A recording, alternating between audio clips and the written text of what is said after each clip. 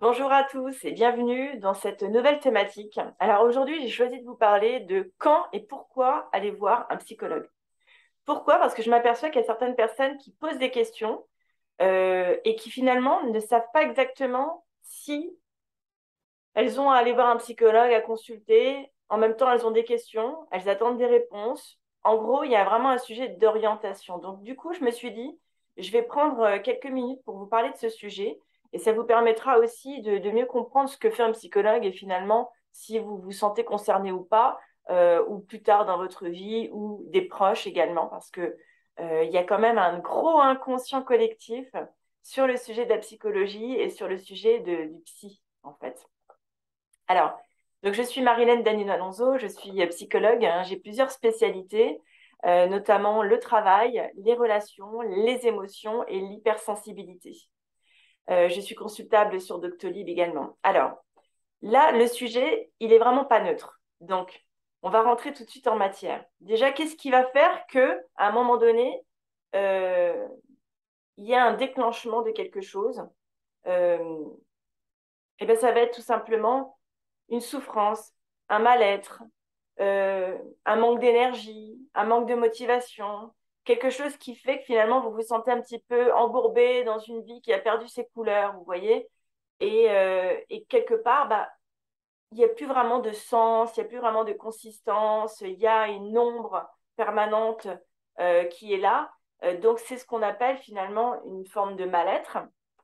C'est aussi ce qu'on appelle ne pas se sentir très bien, se traîner un peu dans la vie, euh, ne pas vraiment avoir d'objectif. Et finalement, les journées se suivent, se ressemblent, elles deviennent routinières et on est un peu en mode automatique. Donc, quand il y a de la souffrance ou du mal-être, un inconfort, voilà, c'est ça. Entre inconfort et souffrance, vous voyez, il y a quand même des degrés différents. Mais dans tout ce spectre-là, moi, je vous invite vraiment à venir vous déposer auprès d'un psychologue et à expliquer ça. Le psychologue ensuite sait creuser en fait votre situation pour comprendre sur quoi il aurait à agir ou pas, et en tout cas vous aider au moins en une séance à avoir les idées un petit peu plus claires sur votre situation en posant un diagnostic. Hein. C'est son travail, donc c'est pas forcément nécessaire de vraiment savoir bien expliquer pourquoi vous êtes là, simplement arriver comme vous êtes et puis raconter ce que vous vivez en ce moment. Et c'est bien assez, le psychologue est formé pour justement comprendre ce qu'il y a derrière. Hein. Moi, c'est souvent ce qui m'arrive en consultation et ça ne me gêne pas. Et les personnes souvent attendent un petit peu la question fatidique, qu'est-ce qui vous a amené à moi? Mais en fait, ça passe tout seul. Hein, c'est vraiment une prise de contact, c'est une rencontre et on est vraiment complémentaires en fait dans cette rencontre pour pouvoir finalement identifier quel est le sujet, quel est le problème, quel est le défi, sur quoi finalement, enfin, quelle est l'origine en fait hein, de cette situation. Alors il y a une autre raison qui est vraiment à avoir en tête pour déclencher en fait la nécessité de consulter. Je précise quand même qu'on peut consulter une fois, deux fois, trois fois. On peut consulter une personne, puis se dire non, je vais aller consulter une autre personne, puis se dire non, c'est pas encore la bonne personne pour moi. Ça arrive. Et vraiment, moi, je vous invite à bien choisir la personne auprès de qui vous allez pour vous sentir en confiance, pour vous sentir en capacité de pouvoir parler vraiment à cœur ouvert, vous sentir accueilli aussi, tel que vous êtes et pouvoir aussi tout simplement sentir que la personne peut vous aider vraiment. Hein. Fuyez les moments où vous sentez que la personne n'a pas bien compris votre demande, où vous sentez que ça patine, où vous avez toujours la nécessité de répéter la même chose. Euh, Si ça se passe comme ça, pas très fluide, pas très agréable, pas très évident, c'est peut-être pas la bonne personne pour vous. Alors, donc je vous disais, le deuxième motif, en fait, ça va être d'avoir un choc dans votre vie, que ce soit un accident, une mauvaise nouvelle, une critique, euh, une déception au travail, un dossier qui était prévu pour vous et qui finalement est donné à quelqu'un d'autre, d'avoir un licenciement tonitruant au moment où vous y attendiez le moins. Euh, Ça peut être un deuil aussi, la perte d'un être cher. Tout ça, en fait, ce sont des situations ou une rupture aussi amoureuse qui embarque avec elle des émotions très vives, des émotions multiples.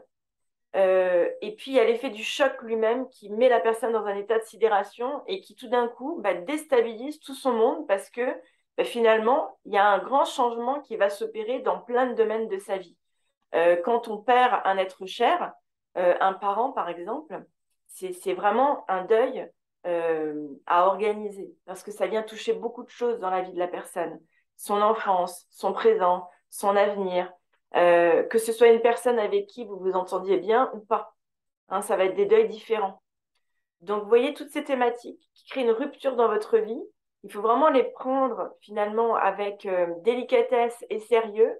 Et ça nécessite vraiment un accompagnement à un moment donné de votre vie pour passer en fait cette transition, pour organiser cette transition de manière à ce que vous puissiez dépasser à votre rythme cet événement.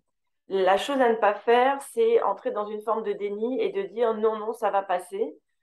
Finalement, c'est pas si grave que ça.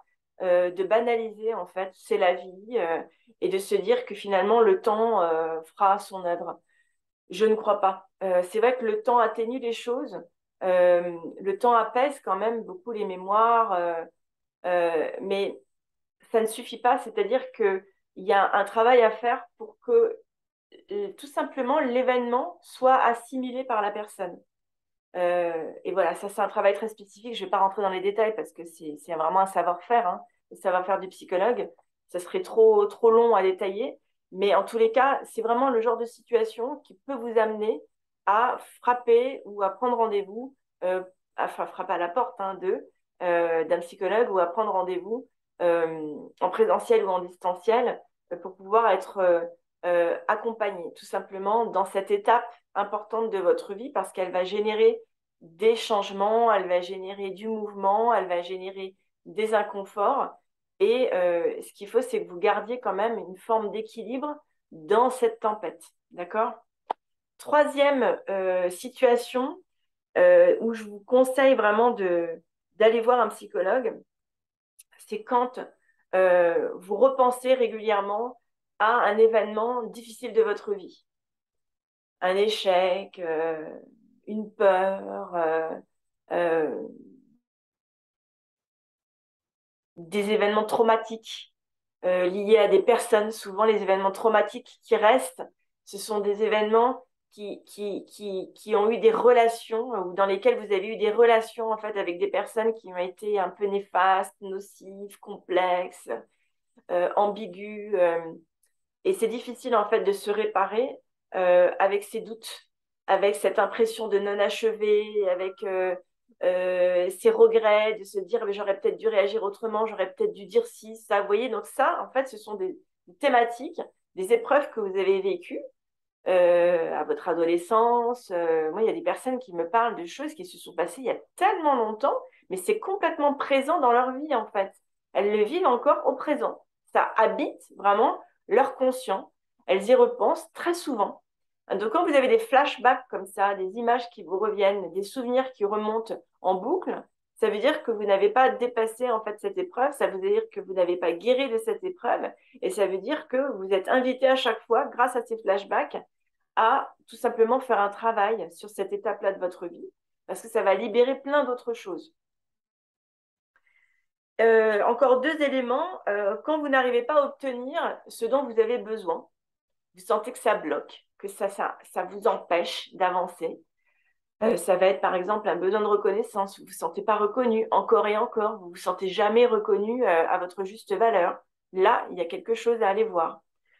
Quand vous n'avez pas un poste épanouissant, par exemple, et que finalement toutes les activités professionnelles, les postes, même les changements d'entreprise arrivent un peu à la même saveur, tiède, tiède-froid.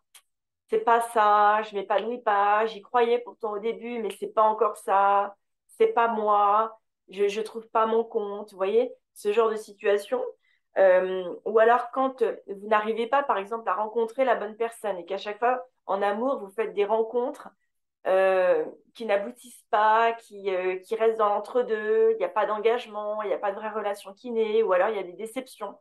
Toujours un peu les mêmes profils, des personnes qui ont du mal finalement à se lancer vraiment avec vous, à partager vraiment leur vie.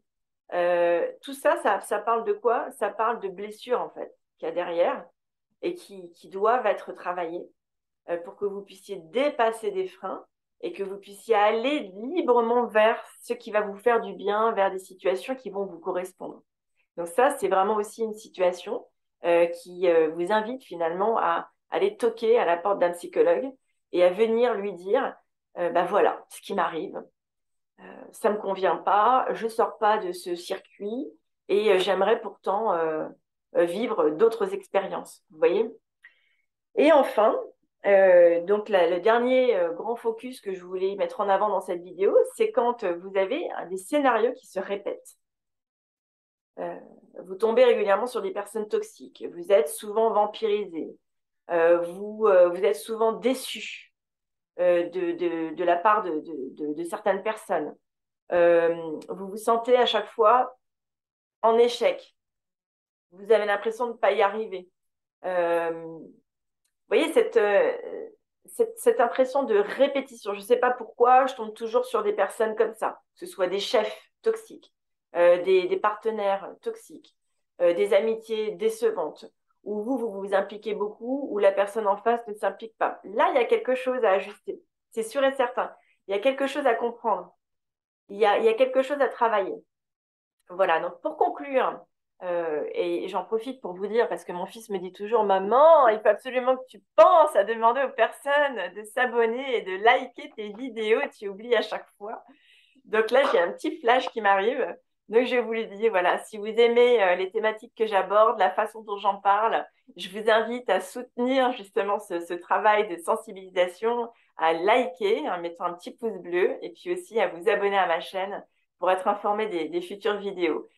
Donc voilà, je voulais un petit peu briser les tabous par rapport au travail du psychologue, par rapport au tandem que vous pouvez former avec un professionnel formé. C'est important, un psychologue, c'est un professionnel formé qui a été durant 5 années au moins à l'université, qui a étudié de manière approfondie toutes les mécaniques de l'esprit, des pensées, des relations, des émotions, et qui du coup va savoir sur quoi agir sur quoi ne pas toucher.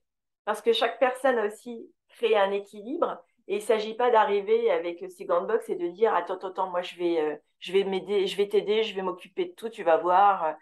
Tout ça, attention, attention, ces grandes promesses un peu spectaculaires, c'est pas digne d'un professionnel vraiment qui répond à une déontologie, à un respect de l'intégrité de la personne.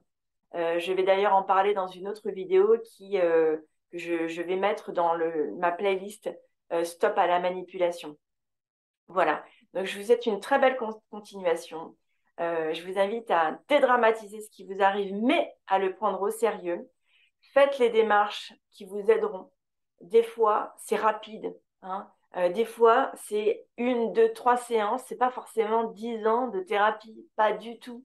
Hein, ce qu'il faut, c'est vraiment clic, régler en fait, un peu comme le ferait un ostéopathe, ce qui bloque, ce qui coince, et libérer vraiment l'énergie. Hein. Donc, libérer les émotions, libérer tout ce qui a besoin de s'exprimer. Et voilà, nous sommes là pour vous aider à faire ça parce que seul, on n'y arrive pas toujours et avec ses proches, c'est pas toujours ce qui fonctionne le mieux parce que chacun va projeter sur l'autre sa vie, ses limites, ses ambitions, ses peurs. Il y a du jugement qui passe au milieu, des conseils inopinés et c'est pas forcément ce qui va vous aider à certains moments. Voilà, je vous souhaite une très belle continuation et je vous dis à très bientôt pour une prochaine vidéo.